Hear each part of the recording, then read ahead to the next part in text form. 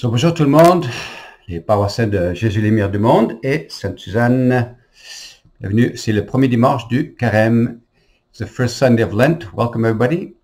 This is the message of the info letter for this weekend, first Sunday of Lent, February 21st.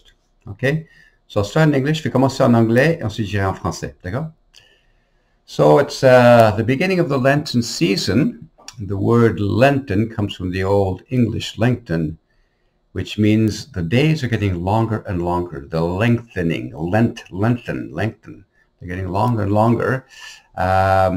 So we already certainly observe that here, that the days are getting longer. And but the sense of the Lenten season is a period of time for purification, rethinking our priorities, reestablishing what our priorities in life are, And so how long does Lent last? Well, as a religious celebration, it lasts 40 days.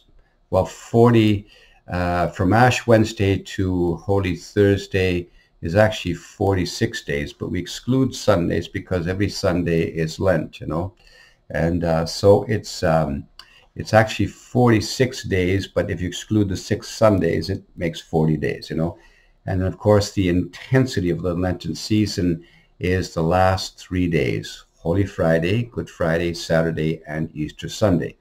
And Holy Thursday is part of actually of Good Friday. So, and during this time, it's an invitation for us to rethink our priorities in life and where we're going. Of course, here, we've been experiencing Lent now for more than a year.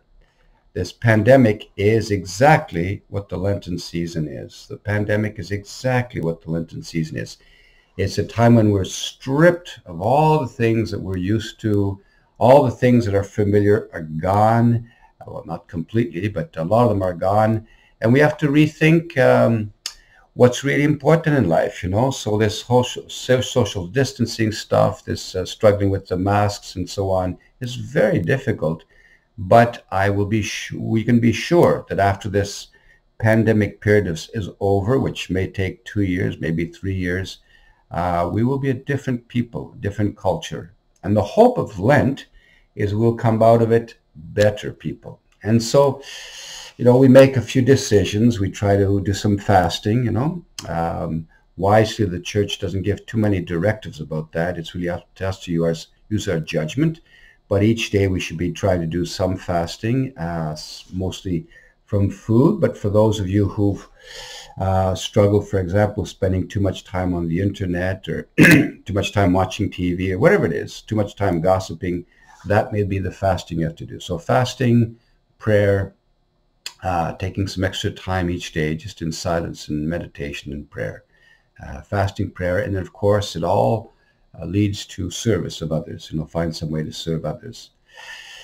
The most so what I usually do on a piece of paper, on a piece of paper, I write out what am I going to do for fasting, what am I going to do for prayer, and what little service will I do daily or weekly for somebody. Okay, I mean you can do it however you want. But in fact, as some of the great spiritual authors remind us, the best Lenten experiences are the ones we don't choose. Like I plan to do this and I plan to do this kind of fasting. But, quite frankly, the pandemic has given us an opportunity to fast in ways we had never planned. Fasting from touching our children, our grandchildren, touching our friends, giving them handshakes, hugs. That's a huge fasting, and it will make the experience of holding one another when the pandemic is over so much sweeter and much more meaningful. So Lent is a time of interiority and deepening the sense of our lives. So I hope you have a very blessed and a great Lent. As I said, it's been going for us now for over a year, and who knows what's going to happen at Easter time there this year. We may or may not have an Easter celebration in public. I just don't know yet. One thing I'd like to suggest you do as well is maybe carry around a cross with you. Keep it in your pocket or maybe around your neck or whatever it is. And think about the Lenten season through which you're going.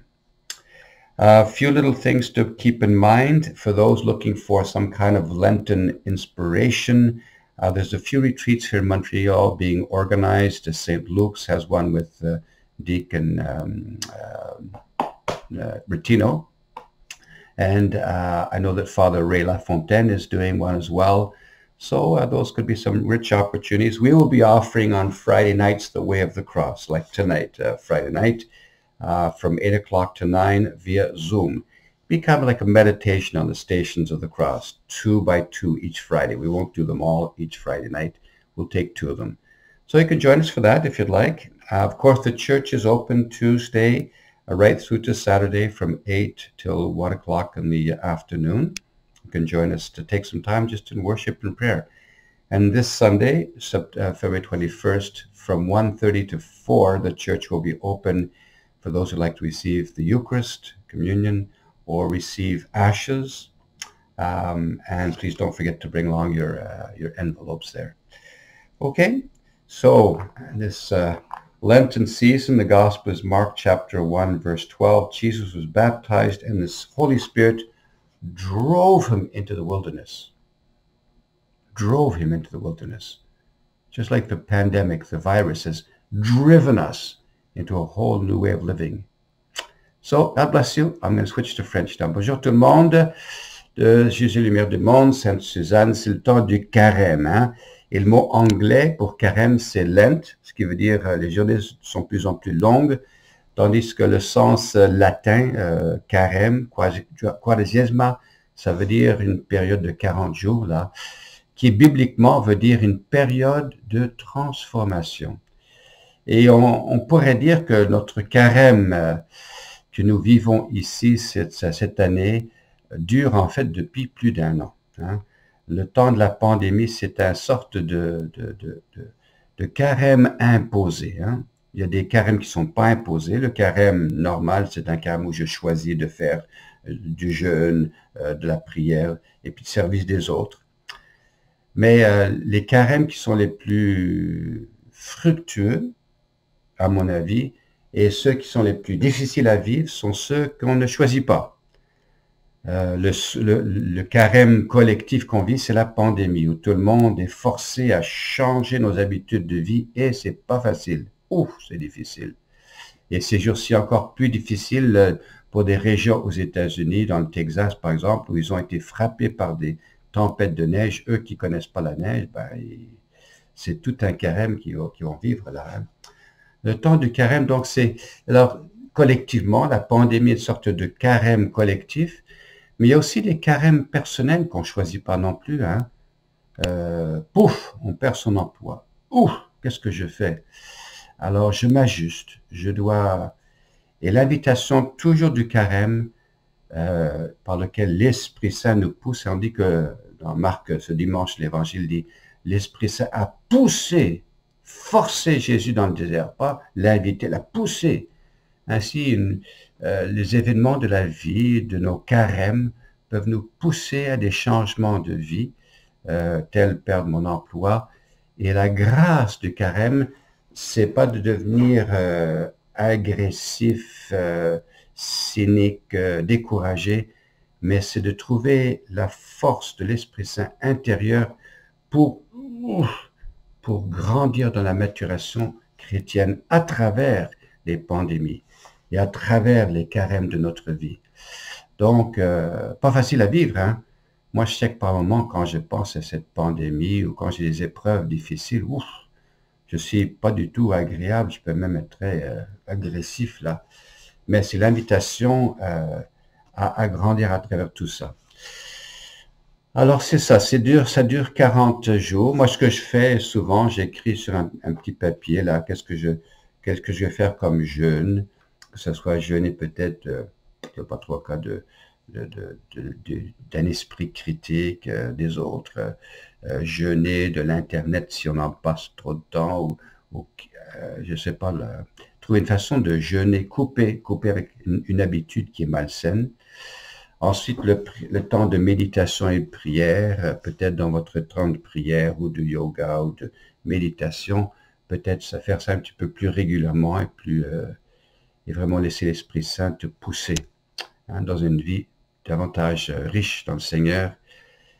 Évidemment, alors c'est jeûne, prière et service. Alors chacun a trouvé une façon d'être de service des autres. Je sais qu'une année, quand j'étais à Côte-des-Neiges, j'avais passé mon carême à visiter un vieux couple juif qui avait besoin, en préparation de la Pâque juive, que leur maison soit lavée de fond en comble.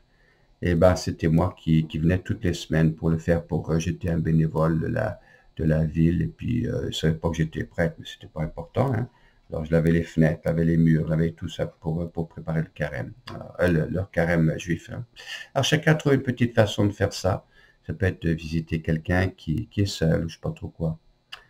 Alors bon carême à vous tous, hein, mais comme j'ai dit, la pandémie, c'est une sorte de carême un peu imposé, hein. Pour le temps du carême, je sais que sur l'Internet, il y a plusieurs retraites qui sont offertes. Alors, juste à fouiller un petit peu dans le diocèse, là, nous offrons le vendredi soir le chemin de croix bilingue de 8h à 9h, tous les vendredis soirs sur Zoom. Alors, on vous donnera le lien ce soir pour, si ça vous intéresse. Ça serait une méditation surtout sur deux stations chaque vendredi. Parce que faire les 14 en une heure, c'est trop. On en fera 2 à la fois. Sinon, l'église est ouverte du mardi au samedi. Venez de 8h à 13h. Et puis, c'est possible qu'on augmente les heures s'il faut. Et le dimanche, là, de 13h30 à 16h, on offrira et les cendres, dimanche qui s'en vient, le 21 février, les cendres, la communion, et puis n'oubliez pas de votre enveloppe de quête, hein. Alors, moi, je vous suggère, durant le temps du carême, peut-être de porter votre croix dans votre poche, peut-être dans autour du cou, parce que c'est un rappel, pas juste porter le masque, mais porter une croix, masque et croix, pour nous rappeler que ce temps de pandémie est une sorte de carême inattendu, qui va certainement porter beaucoup de fruits si on est attentif à la grâce que Dieu nous offre. Alors bon carême, et puis au plaisir de vous voir soit dimanche durant les ouvertures de l'église ou encore au courant des prochaines journées. Bon, le Seigneur vous bénisse, sachez que le Seigneur vous aime profondément. Know that the Lord loves you very much.